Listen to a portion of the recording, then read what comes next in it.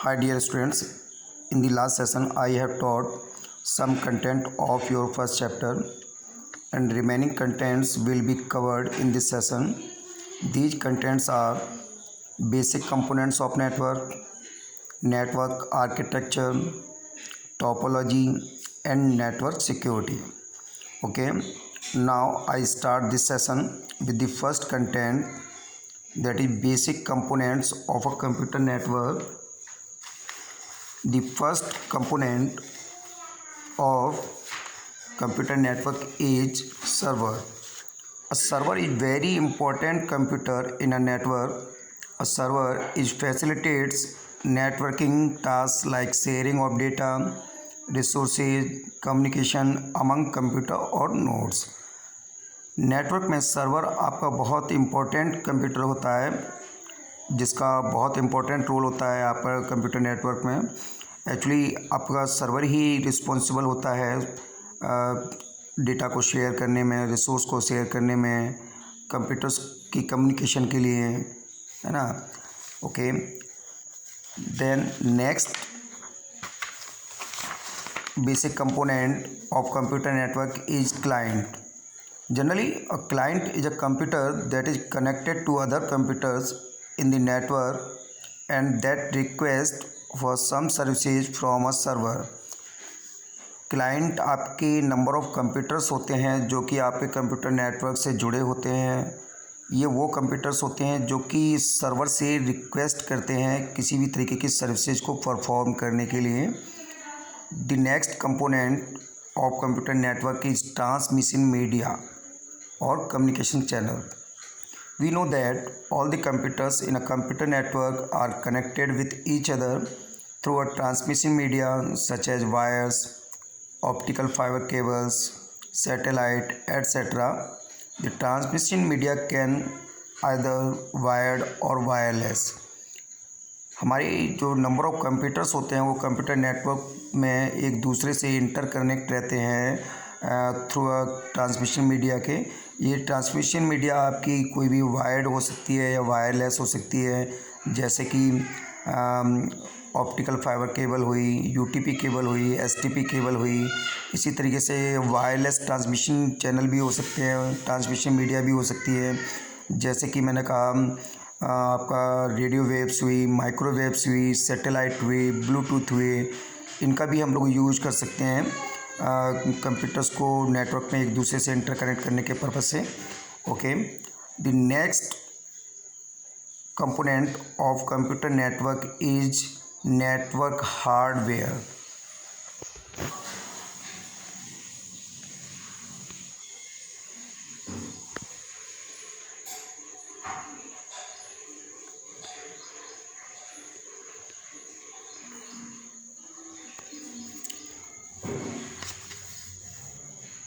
Actually, various devices are used for setting up a computer network. हमें different type के devices की need पड़ती है कंप्यूटर नेटवर्क को सेटअप करने के लिए, और in which some important network devices और hardwares are NIC. This is very most important hardware of the computer network. Actually, this device is used to attach number of computers for the communication over the network. होता क्या है, ये आपका एक तरीके का network interface card होता है. हर कंप्यूटर का एक अपना एक NIC कार्ड होता है जिसके थ्रू आपके कंप्यूटर्स दूसरे कंप्यूटर से कम्युनिकेट करते हैं. Okay, next hardware is modem. Actually the full form of modem is modulator and demodulator. It is an electronic device that converts the digital signals of computer into an analog form so that they can travel over a telephone line. Actually आपका modem भी एक electronic device है. इसमें आपकी modulation और demodulation process होती है जिसके थ्रू डिजिटल सिग्नल को कन्वर्ट किया जाता है एनालॉग सिग्नल में.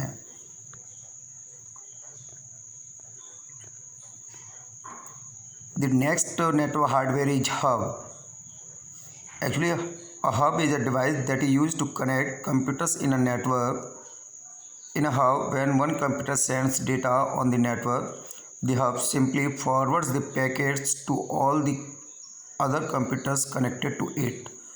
होता क्या है कि हब आपका एक तरीके का इस तरीके का डिवाइस है जिससे कि नंबर ऑफ़ कंप्यूटर्स आपके कनेक्ट रहते हैं नेटवर्क पे, और हब में जब एक कंप्यूटर दूसरे कंप्यूटर्स को कोई भी डेटा सेंड करता है तो हब का ही काम होता है कि उस डेटा को या उस डेटा के पैकेट्स को अदर कंप्यूटर्स तक पहुंचाने का. Okay, next hardware is switch. A switch is a device that is also used to connect computers in a network. आपका स्विच भी एक तरीके से हब की तरीके का ही एक डिवाइस है जिसका यूज हम लोग नंबर ऑफ़ कंप्यूटर्स को नेटवर्क में कनेक्ट करने के लिए करते हैं. But actually switch is also known as more intelligent device. हम लोग स्विच को इंटेलिजेंट डिवाइस भी बोलते हैं. इंटेलिजेंट डिवाइस होने का मतलब क्या है, क्यों इसे इंटेलिजेंट डिवाइस बोलते हैं? Actually the switch sends the incoming data to the desired destination only. It records the address of all the computers connected to it. So when a packet is received, the switch reads the information about the destination address to determine if the destination device is connected to it or not. Actually जब हम लोग किसी data को send करते हैं या कोई computer data को जब सेंड्स करता है तो स्विच उस डेटा को रिसीव करने के बाद उसको डिजायर्ड डेस्टिनेशन तक पहुंचाता है, क्योंकि स्विच आपका हर कंप्यूटर का एड्रेस को रिकॉर्ड करता है और उसके पास सभी कंप्यूटर्स के फिजिकल एड्रेस रहते हैं कि उसको ये पता होता है कि जिस सेंडर ने इसको सेंड किया है किस डेस्टिनेशन के लिए, और सही डेस्टिनेशन तक इस डेटा को वहाँ पर फॉरवर्ड करना है, ट्रांसमिट करना है. इसलिए स्विच को हम लोग इंटेलिजेंट डिवाइस के नाम से भी जानते हैं. Okay, the next computer network hardware is router. A router is a network device that connects two or more networks. आपका रूटर एक किस तरीके का डिवाइस होता है जो कि एक नेटवर्क को दूसरे नेटवर्क से ऐड करने के पर्पज़ से यूज किया जाता है. मैंने कहा सपोज दैट अगर हमारे पास इस बिल्डिंग में, मैंने कहा किसी बिल्डिंग में एक छोटा सा नेटवर्क है, दूसरी बिल्डिंग में दूसरा नेटवर्क है, तो दोनों नेटवर्क के कंप्यूटर्स को आपस में कम्युनिकेट करने के पर्पज़ से इंटरकनेक्ट करने के लिए हम रूटर का यूज़ करते हैं.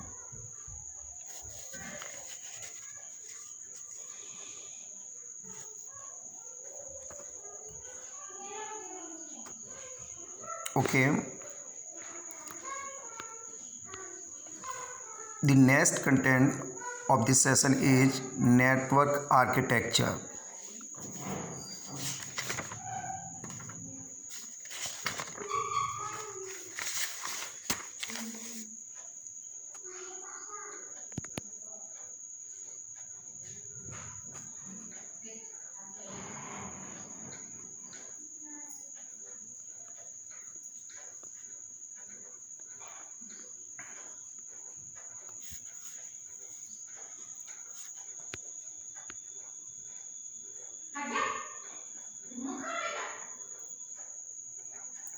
Okay, now we start study for the next content of this chapter, that is network architecture. Actually there are several ways in which a computer network can be designed. Network architecture refers how to connect computers and organized in a system and how tasks are allocated between these computers. आपका generally जो network architecture है वो computer network में number of computers को organise करता है और allocate करता है कि किस तरीके से आपको कोई भी टास्क परफॉर्म करना है. Actually there are two most widely used types of network architectures that are peer-to-peer and client-server. Actually, the first network architecture is client-server network architecture. In this model or architecture, computers are connected to a central device which is known as server, and communication is done by 8। इस network architectures में आपके number of computers connect रहते हैं एक central device से। उस device को हम लोग या उस कंप्यूटर्स को, उस नोड को हम लोग सर्वर के नाम से जानते हैं, और सर्वर के थ्रू ही हम लोग कम्युनिकेट करते हैं एक कंप्यूटर से दूसरे कंप्यूटर से। Okay, this server is the main computer which provides services to the work station. तो सर्वर आपका मेन कंप्यूटर होता है जो कि सर्विस प्रोवाइड करता है आपके वर्क स्टेशंस को। वर्क स्टेशन का मतलब क्या है कि जहाँ पर आपके नंबर ऑफ़ कंप्यूटर्स नेटवर्क पर जुड़े होते हैं उसे वर्क स्टेशन बोलते हैं। Okay, this server provides resources to the work station when the request is made by other computers. तो सर्वर आपका रिसोर्स प्रोवाइड करता है आपके वर्क स्टेशंस को जब भी कोई कंप्यूटर रिक्वेस्ट करता है सर्वर से। और actually these computers are called client, और इन कंप्यूटर्स को हम लोग क्लाइंट बोलते हैं जो कि सर्वर से रिक्वेस्ट करते हैं किसी भी टास्क को परफॉर्म करने के लिए, किसी भी रिसोर्स के लिए रिक्वेस्ट करने के लिए, ओके, कम्युनिकेशन करने के लिए। Okay, next type of computer architecture is P2P network architecture. Actually in this network all the computers have equal responsibility and right. Each computer have access to at least some of the resources on all the computers.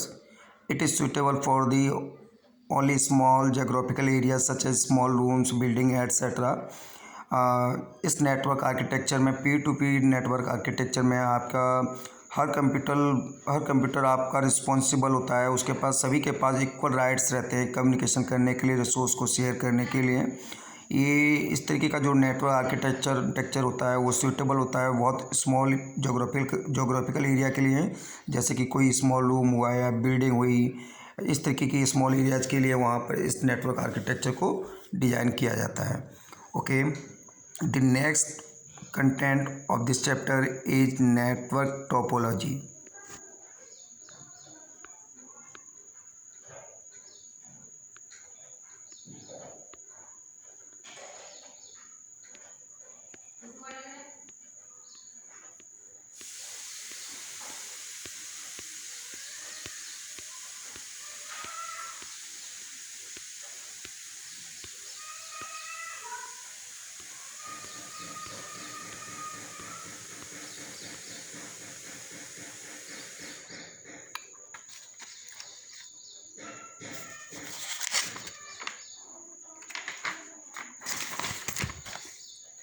Network topology. Actually, network topology is also most important terms in the network. आपकी जो network topology है ये भी बहुत important terms है आपकी network में। इसका जो यूज होता है आप पर नेटवर्क टोपोलॉजी का, ये आपको ये बता दें कि हम एक कंप्यूटर को दूसरे कंप्यूटर से या डिवाइसेस को किस तरीके से किस फॉर्म में कनेक्ट कर रहे हैं, किस तरीके से किस फॉर्म में कनेक्ट करेंगे। Okay, network topology defines the way in which computers, printers and other devices are connected. Network topology are categorized into the following types in which some important types of network topologies are: the first topology is bus topology. In bus topology, every computers and network devices is connected by a single cable. होता क्या है कि पहली जो topology है या पहला जो मेथड है एक कंप्यूटर्स को दूसरे कंप्यूटर से कनेक्ट करने के लिए वो है बस टोपोलॉजी। तो बस टोपोलॉजी में आपके सभी नेटवर्क डिवाइस और कंप्यूटर्स आपके कनेक्ट किए जाते हैं एक सिंगल केबल से, और इस सिंगल केबल को हम लोग बस के नाम से जानते हैं।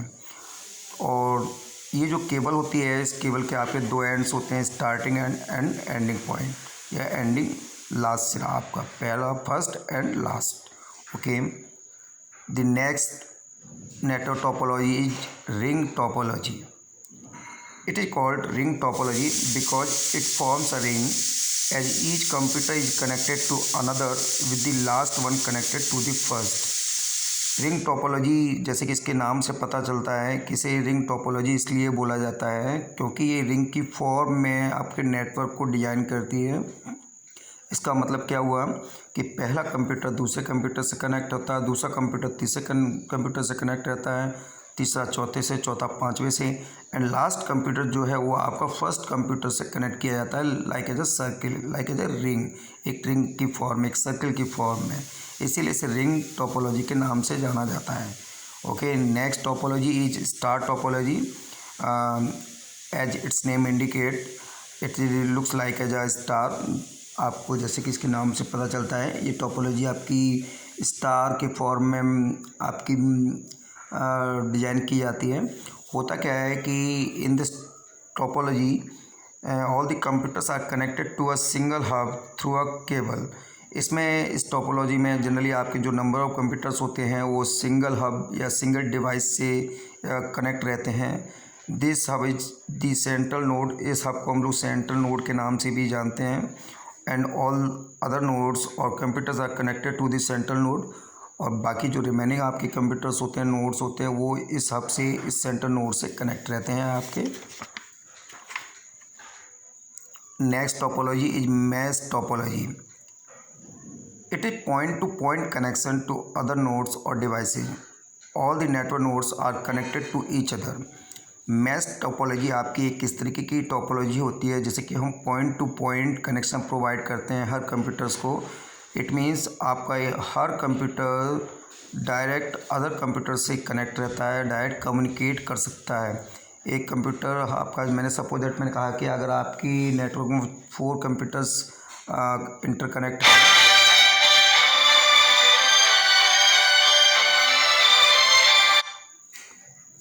4 कंप्यूटर से कनेक्ट हैं, तो मैंने कहा कि तो आपका पहला कंप्यूटर दूसरे कंप्यूटर से कनेक्ट रहेगा, दूसरा कंप्यूटर तीसरे से, तीसरा चौथे से, चौथा आपका तीसरे से, एंड फिर उसके बाद पहला तीसरे से, पहला चौथे से।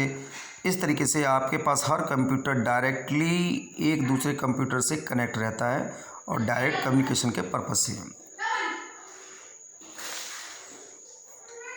Okay, next topology is tree topology.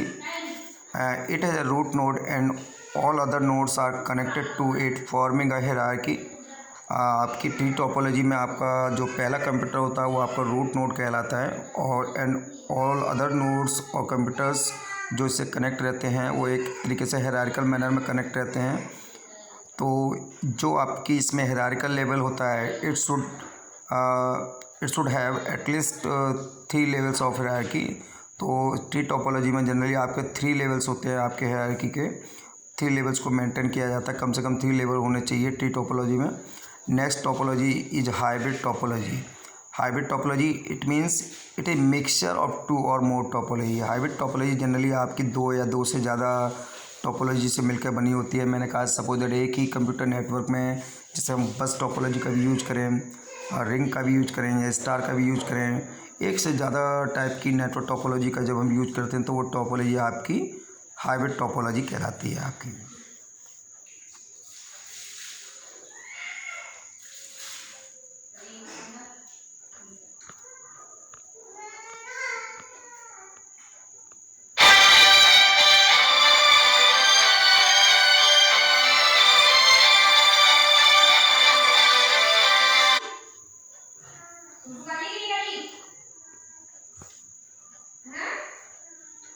Okay, the last content of this chapter is network security.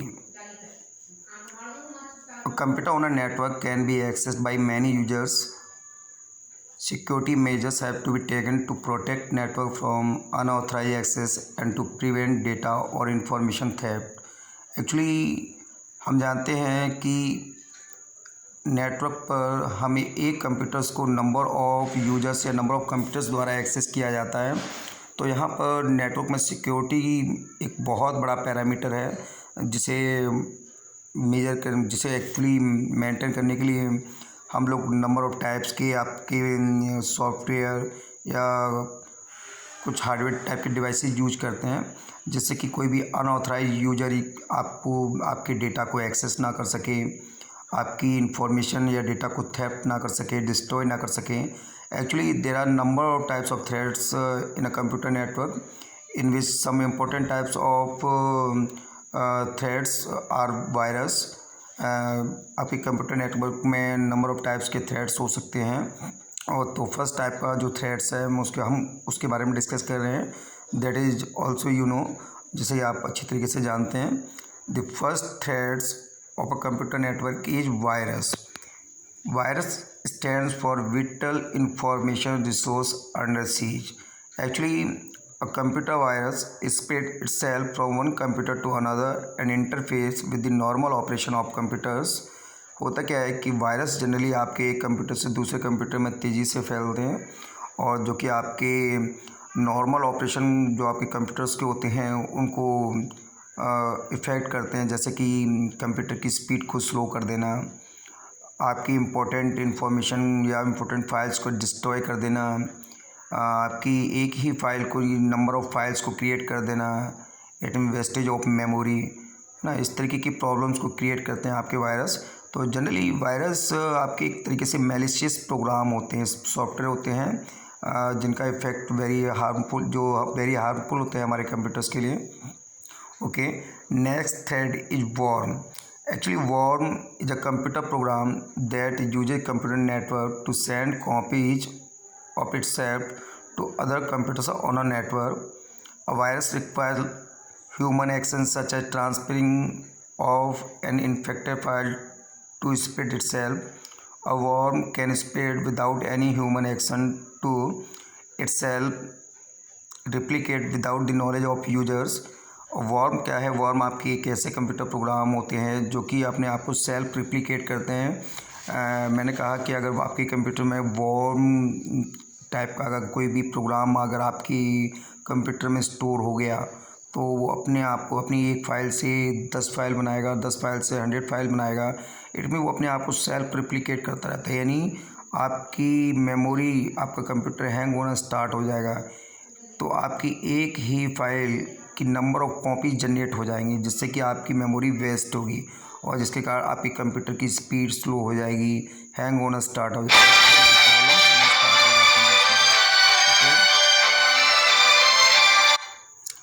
जो नेक्स्ट आपका जो थ्रेड्स है that is called Trojan horse. तो computer program that appears to be a useful software but actually causes damage once installed or executed onto your computer system is known as Trojan horse or a Trojan. After getting installed, it allows unauthorized access to the computer. Trojan horse are very dangerous as they allow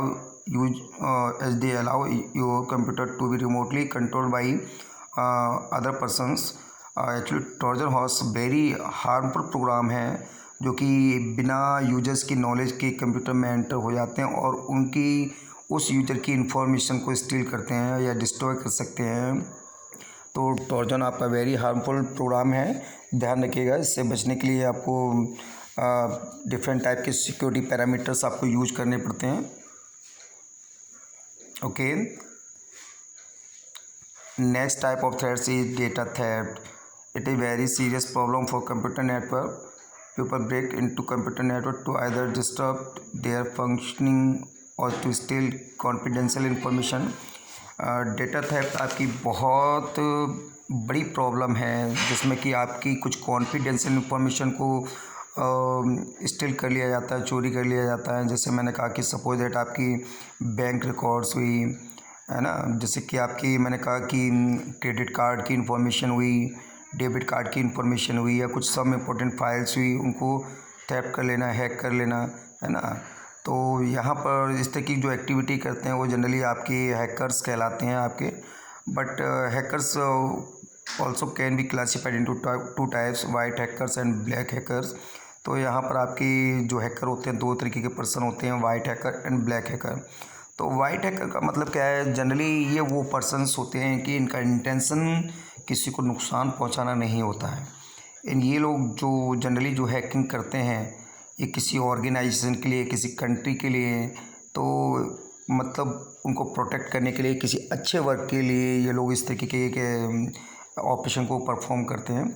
but जो black hacker होते हैं जिन्हें black hacker बोलते हैं, ये एक तरह के क्रिमिनल पर्सन होते हैं, क्राइम करते हैं। एक्चुअली ये लोग क्या करते हैं, ये लोग आपकी इन्फॉर्मेशन को थेफ्ट करना, आपकी इन्फॉर्मेशन को डिस्ट्रॉय करना, ये इंटेंसली जानबूझ के इस तरीके की हरकतें करते हैं। इसीलिए इन्हें ब्लैक हैकर के नाम से जाना जाता है। इन्हें क्रैकर के नाम से भी बोलते हैं, क्रैकर भी कहा जाता है इन्हें। Okay, now after that we see that how to protect our data, how to secure our network. Actually there are number of parameters by which we can secure our network. The first and most important program is antivirus software. सबसे पहला most important आपका जो programme या software है जिससे कि आप अपनी सिक्योरिटी को मेंटेन कर सकते हो, वो है आपका antivirus software. Every computer on a computer network must have an antivirus software installed in it and it should be updated on a regular basis। तो नंबर ऑफ टाइप्स की, जैसे मैंने आपको अभी बताया था, जैसे वायरस है, जैसे वॉर्म हो गया, आपका ट्रोजन हॉर्स हो गया, स्पाईवेयर हो गया। इस तरीके की मैलिशियस प्रोग्राम्स और सॉफ्टवेयर से बचने के लिए हमें अपने कंप्यूटर्स में हमेशा एक सूटेबल एंटीवायरस इंस्टॉल करके रखना चाहिए और अपने सिस्टम को टाइम टू टाइम स्कैन करते रहना चाहिए और रेगुलर बेसिस पे हम अपने एंटीवायरस को भी अपडेट करना चाहिए। Okay, next parameter is firewall. Firewall, actually firewall is used to prevent unauthorized access to a computer network. Firewall आपके जनरली इस तरीके की दीवार कही जाती है जिससे कि आपका कोई भी अनऑथराइज्ड यूजर आपके कंप्यूटर नेटवर्क को एक्सेस नहीं कर सकता। तो जनरली जो आपका फायरवॉल होता है, ये आपका एक तरीके से इसे इम्प्लीमेंट करने के लिए आपका एक तरीके का हार्डवेयर भी हो सकता है, ये सॉफ्टवेयर भी हो सकता है, यानी दोनों फॉर्म में आपके पास ये अवेलेबल रहता है। तो हम we can say that a firewall can be implemented as a software, a hardware, a combination of both. तो हमारा जो फायरवॉल है वो हार्डवेयर या सॉफ्टवेयर दोनों की फॉर्म में आप यूज कर सकते हो फॉर द सिक्योरिटी पर्पज़। इसके अतिरिक्त भी अदर पैरामीटर्स हैं, जैसे कि आप लोग अपने कंप्यूटर में पासवर्ड लगा के रख सकते हो जिससे कि कोई भी अनऑथराइज पर्सन आपकी इन्फॉर्मेशन को स्टील ना कर सके, चोरी ना कर सके, है ना। और कभी भी आप अगर किसी चीज़ को लॉगिन कर रहे हो तो कुछ इंपॉर्टेंट कॉन्फिडेंशियल इन्फॉर्मेशन है तो उसको एलोन अकेले में ही आप लोग उसको यूज़ करें, है ना। जैसे आपकी बैंकिंग कोई भी रिकॉर्ड हुआ, आपका ईमेल आईडी, पासवर्ड हुई, इस तरह की कोई भी चीज़ें हुई तो आप एलोनली अकेले में ही इस तरीके की ऑपरेशन को परफॉर्म करें। Okay, now this chapter is finished. Okay, after this session we will discuss about the exercise of this chapter. इस सेशन के बाद नेक्स्ट सेशन में हम लोग डिस्कस करेंगे इसकी एक्सरसाइज के बारे में जो कि आपकी बुक में दी हुई है। उस एक्सरसाइज को आप इस लेक्चर के द्वारा आप लोग अपने आप ही सॉल्व कर सकते हो, लेकिन फिर भी मैं एक बार उस एक्सरसाइज को आपके लिए डिक्टेट करूँगा कि एक्सरसाइज में कोई जो चीज़ पूछी गई है उसका क्या मतलब है और उसको आप किस तरीके से सॉल्व करोगे। Okay, good bye. Okay dear students.